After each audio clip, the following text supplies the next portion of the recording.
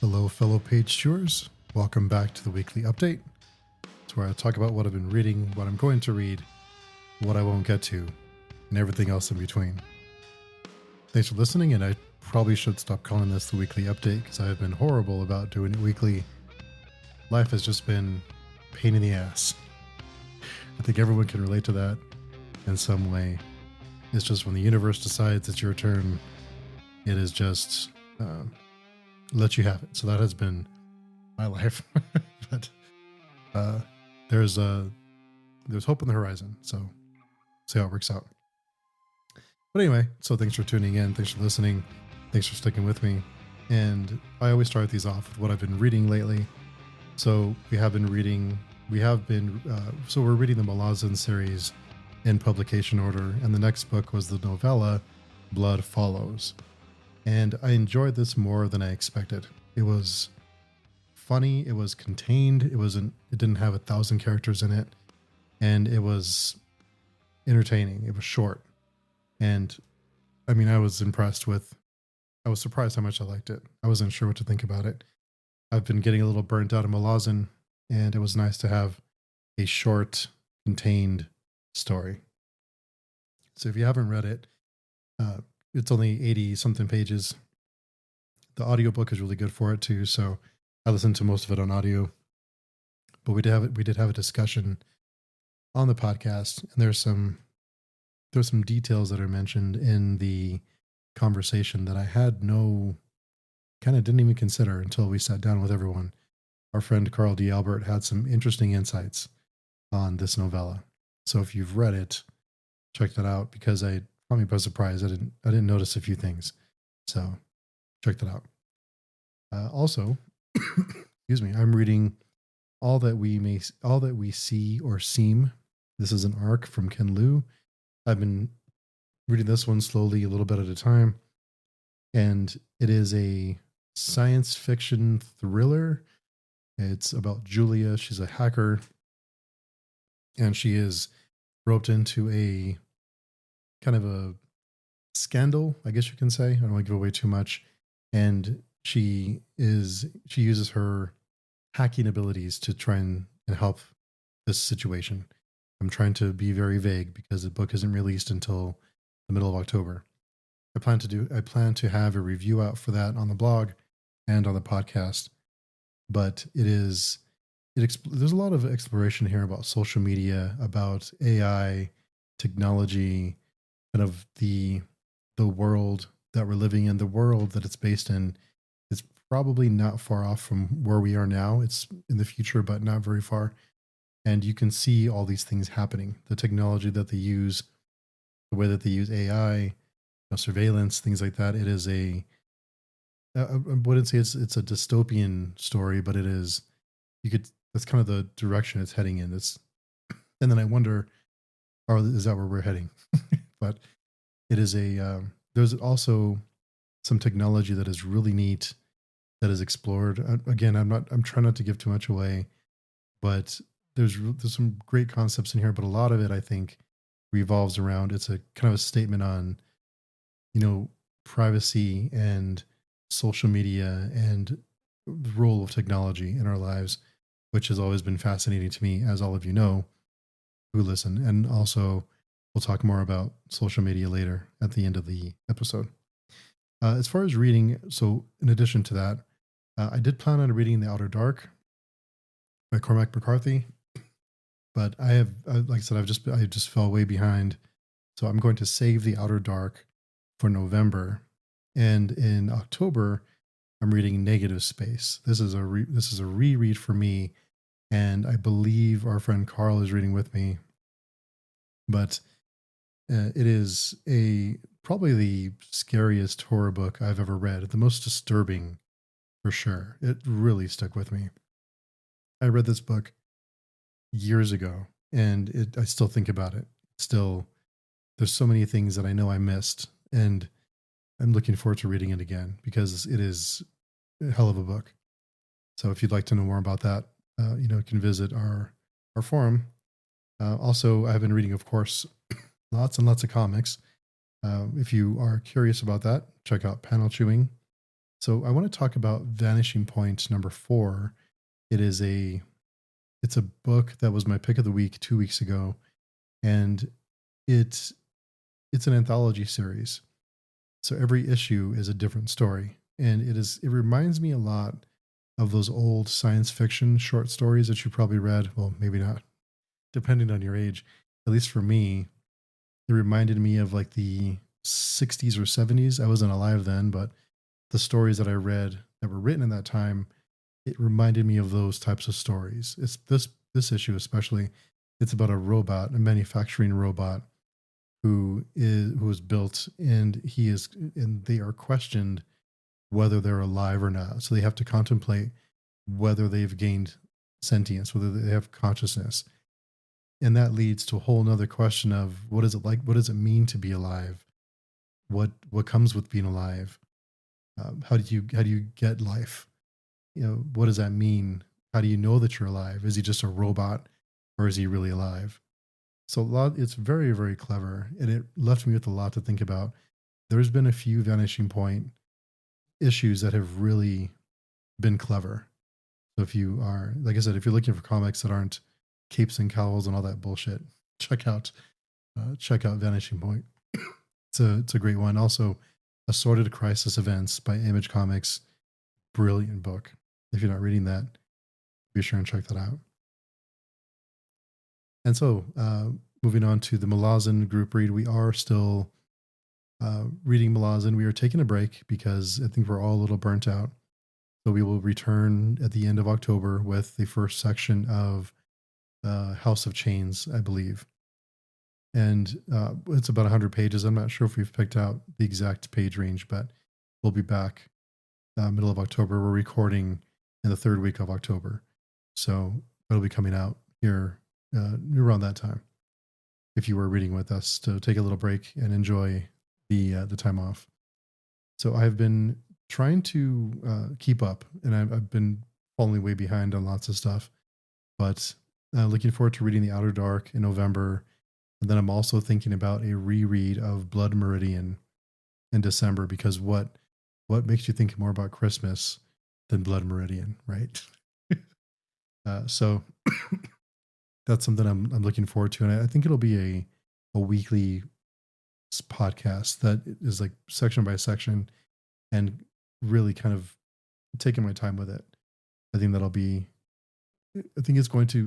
to have a different viewpoint on this book, because I read it and I did not enjoy it very much. It was okay, but I really struggled through it. It's really violent. And this is coming from me, who, those of you who know me or who have been following the channel or the podcast know that I read some pretty dark stuff. Blood Meridian takes the cake. It's something. It is something. So, want to give that another try at some point. But also, I still want to do the Second Apocalypse reread for rereaders. Full spoilers, kind of breaking things down and not worrying about spoiling anything. And I also did have a fan mail. I want to thank the person who wrote it. Let me pull that up really fast. But I did have a fan mail asking a question about the first two series of the Second Apocalypse that we did. We've read it twice on the podcast, and the question was whether it is spoiler free. The first two reads of that are spoiler free. I just put spoilers in there because of the discussion. We break down each section, so it's probably not the greatest. It's probably not the best way to describe it. I think I'm going to change that and remove the spoiler section for that, because I do have spoiler written on it, and it's not really spoiler if you're reading. If we specify we're reading certain chapters for the episode, it doesn't really make sense to have spoiler. But just want to say thanks to the person who James. If you're listening, James, thank you for reaching out.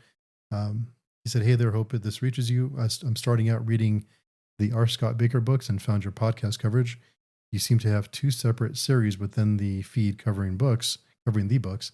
The older one is marked as spoiler, but it is the more recent one series okay for first-time readers. Thanks and greetings from London." So yes, this is both series are fine to read if you are reading along with the specified sections that are on the title. So you're fine. We don't spoil the entire series, although the next time you read it, I really want to spoil everything. And just there's things that you notice on a reread that would be fun to point out, would be fun to explore because there's lots of things that happen that foreshadow things later in the series.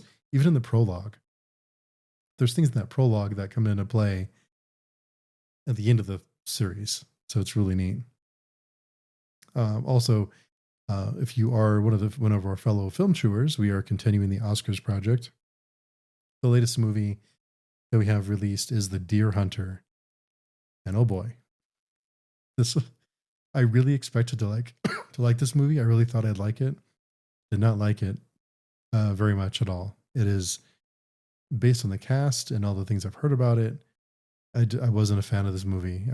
I don't think any of us were. So if you want to hear us, we do give the movie a little bit of praise, rightfully so, but for the most part, it just missed the mark. And without spoiling anything, the biggest complaint I had was the length. It is 3.5 hours long, and it didn't need to be.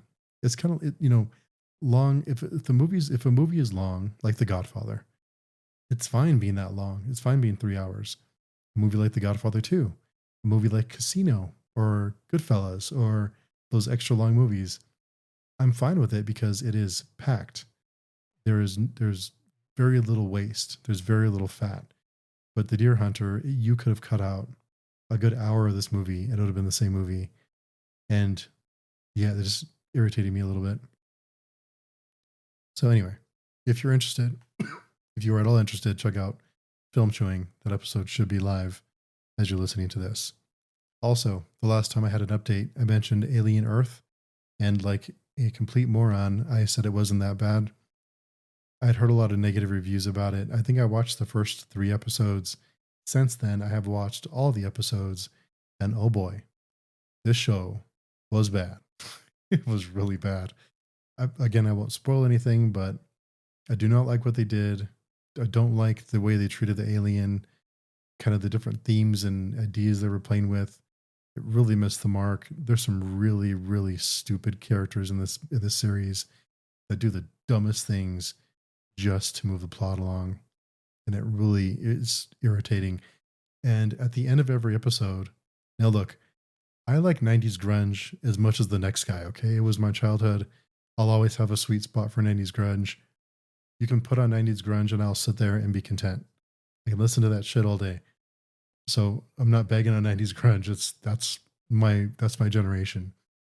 But at the end of this series, to have a blaring rock song was so out of place. It did not fit, and it was just jarring. The end of every episode. What? Just I can rant about this forever. Yeah, not a good thing. But I do want to talk about a good thing. So shifting gears here in a minute. Our friend Alex French, he's one of our friends from Page Chewing on the forum. His book, Carpentry in the Elven Forest, is currently available for pre-order.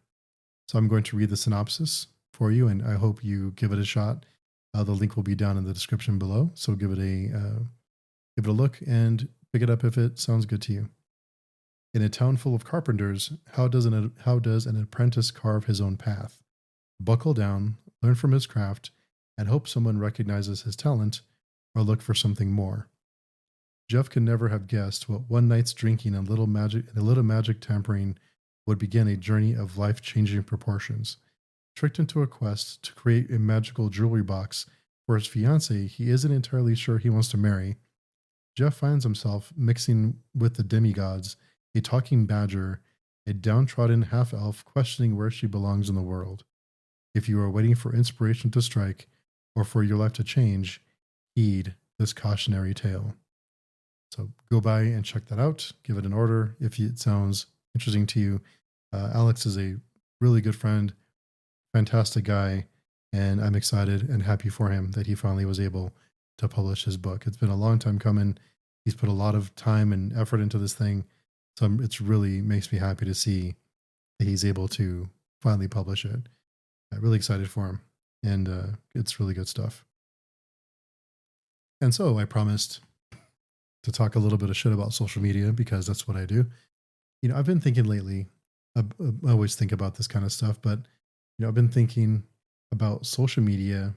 Kind of, I've been seeing a lot of videos in my YouTube algorithm about how social media isn't really social anymore, and a lot of people are quitting, or get to they don't really get to they don't get to see what their friends are doing. It's all, you know, influencers, and it's people trying to sell you something or ads. All of it is just this crap, right? It's not about keeping up with friends anymore. It's about other things. It's gone. It's now with all the algorithms and the way that all the stuff that's constantly thrown at you to upset you, to piss you off, to make rage bait, clickbait. It is a different world, and also so I think it our minds, if you think about the last 20, 30 years, because if you're older like me, you remember the time when the internet was a dial-up modem and our lives didn't revolve around it. People weren't perpetually online, and life has changed so much in the past 20, 30 years, and our brains haven't had a chance to catch up to it yet. Our little monkey brains haven't had a chance to adapt.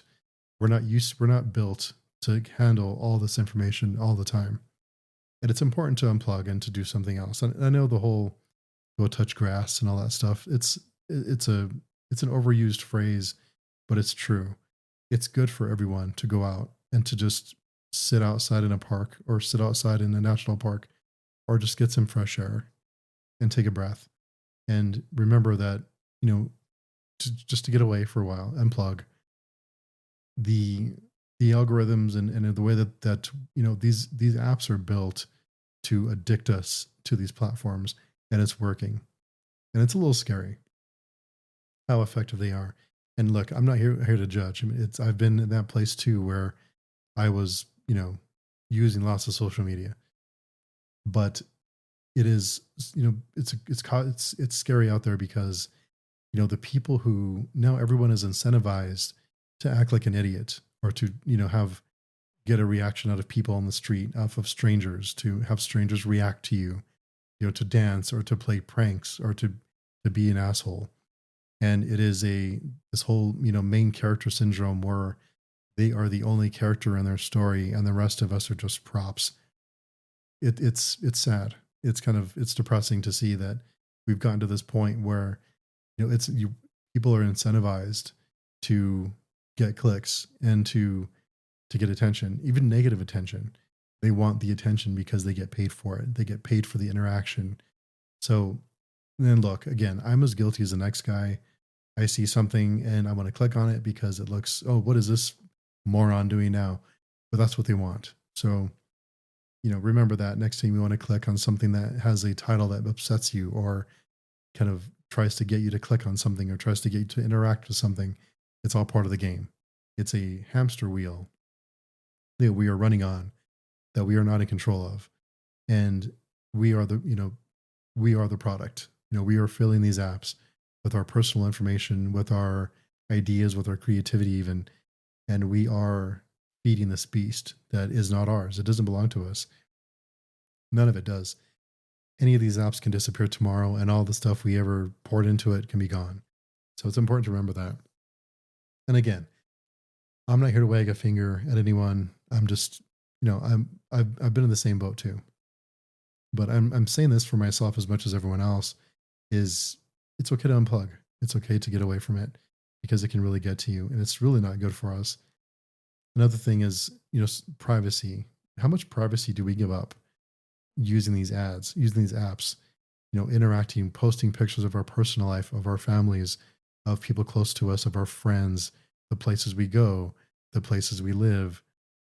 We are willingly giving up all this privacy. And when you think about it, if someone wants to hurt someone, they have lots of information that is just floating out there and it never goes away. So be careful what you share. Be careful the moments that you share, even if it's just a tweet or a post or whatever it's called now. be careful what you share and what you give up, because you are willingly giving up your privacy for what? And I think a private life is a happy life, and not interacting, not giving, these platforms all of your life and letting the world peek into your private life. Just think about it 20 years ago, those of you who were around, who were, teenagers or above. Just imagine if someone went back in time and told you in 20 years you'll be sharing your entire life online. You think they were crazy, but it's what we do now. So I think we all need to get a grip a little bit, myself included. So I just wanted to rant and rave about that. Social media, I really think the younger generations are going to view social media as something that their parents do, and it's lame. And they want to get back to basics, and they want to have physical media. They're going to want to interact with people in real life. And not that there's a problem with interacting online, but it's good to have friends in real life, to have people you can go out with and spend time with, and, who support you, you support them.